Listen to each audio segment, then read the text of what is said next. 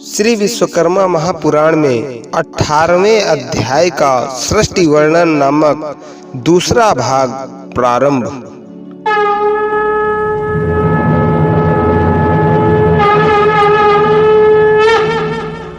कृपया विश्वकर्मा भक्तगण आगे की कथा ध्यान पूर्वक श्रवण करें।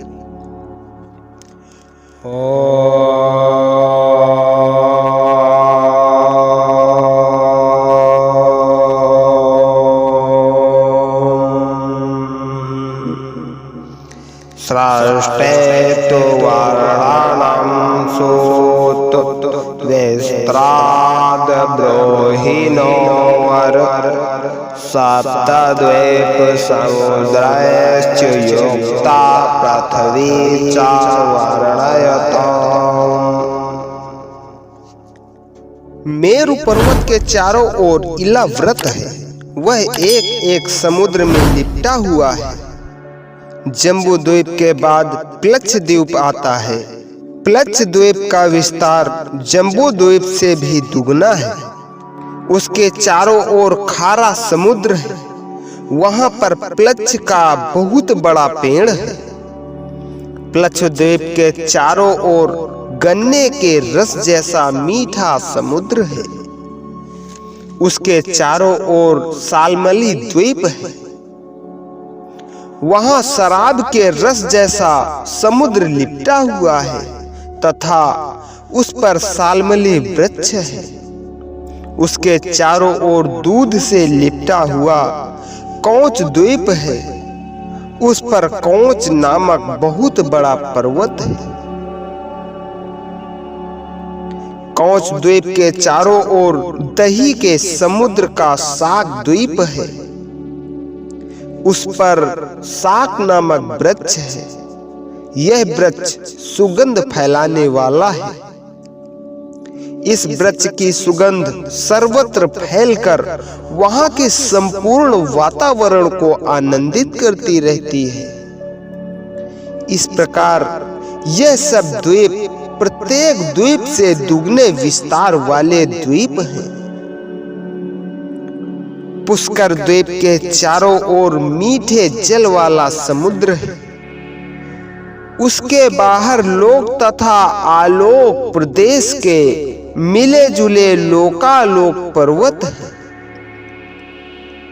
इसके अतिरिक्त सोने की भूमि है। यह भूमि इतनी मुलायम है कि उस पर रखी वस्तु खिसक कर कहीं भी चली जाए उसका पाना बहुत मुश्किल होता है। इस भूमि को देवता ही क्रीड़ा के लिए उपयोग करते हैं। इन तीनों लोकों के बाद लोकालोक पर्वत आता है।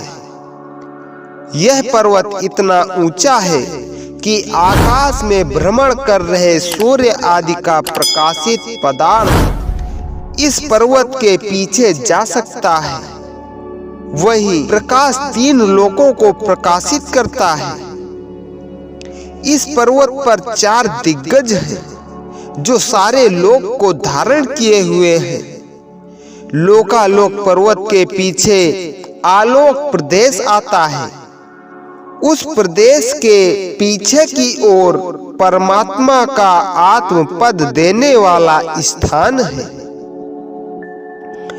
इस परम पद का योग एवं सिद्ध पुरुष अपने अनन्य योग बल के प्रभाव से प्राप्त कर सकते हैं। ऐसा स्थान सामान्य मानव की कल्पना से बाहर है।